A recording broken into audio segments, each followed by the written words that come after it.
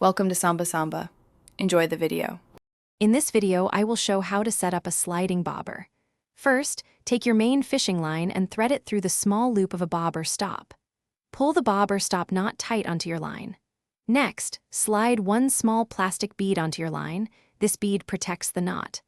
Then, thread your main line through the top eyelet of your sliding bobber, allowing it to move freely. Now, let's secure the bobber system. After the bobber, slide a second small plastic bead onto your line. This bead acts as a buffer, protecting the bottom of your bobber from the swivel. Then, tie a strong barrel swivel to the very end of your main fishing line.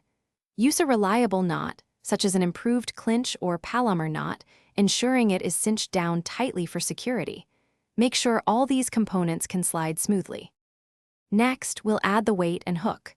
To the bottom eyelet of your barrel swivel, attach your chosen fishing weight. This could be 1 or 2 split shot weights or a small egg sinker, depending on your bait and current. Then, tie your fishing hook to the opposite end of the swivel. Finally, slide the bobber stop up or down your line to set your desired fishing depth. Before you start fishing, perform a few final checks. Test your setup in shallow water to confirm the bobber floats correctly and your depth is accurate. The sliding bobber system offers several advantages. It allows for easy casting into deeper water, provides excellent bite detection, and is highly versatile for different fishing conditions and species. Thanks for watching. Consider subscribing if we helped you.